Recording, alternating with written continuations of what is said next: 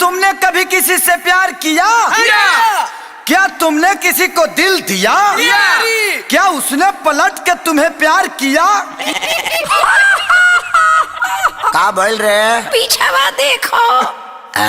जानू तू एजिगिया हमार बियाह होता कपार पीटे जब बैठ के कराला बैजाला। ए मुझसा बोलबा करिया तक का हो गइल सरकारी नौकरी करेला तब का सुनो।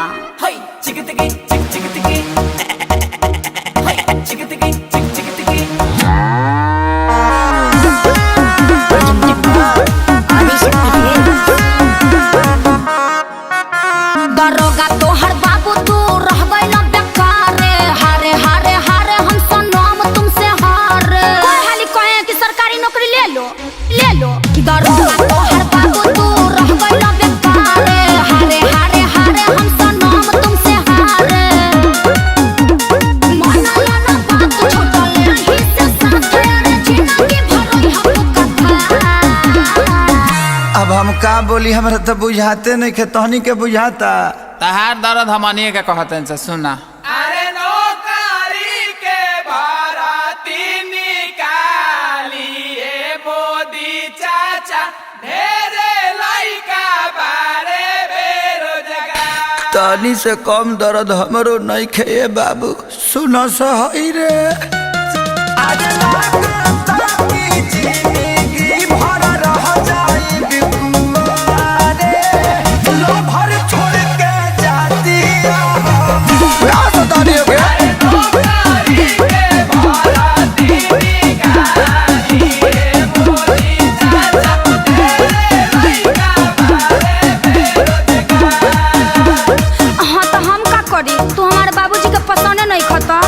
अरे तो तोरा बाबूजी के हमरा पर रहे के बा कि तोरा रहे के बा? अरे हमरे रहे के बा, लेकिन बोला तू का करी?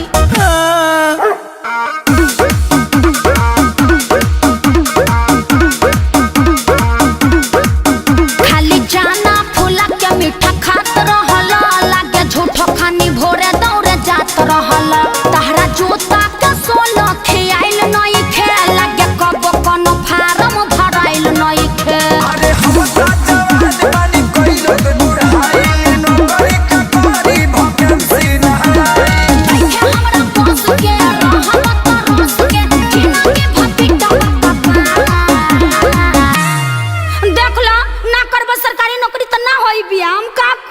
दादा।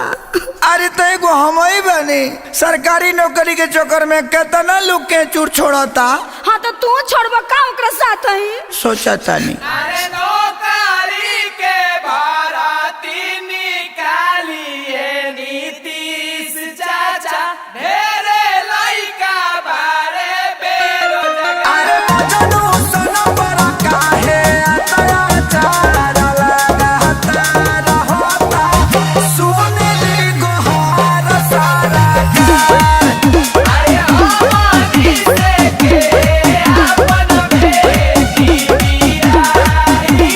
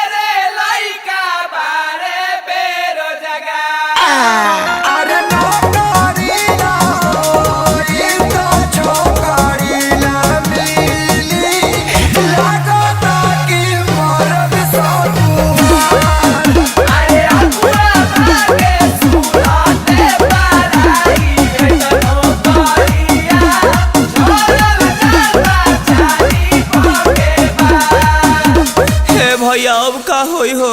अब मारे मुँह के परी। हाँ, ई रहन रही तो कबो माथे मोर ना चढ़ी।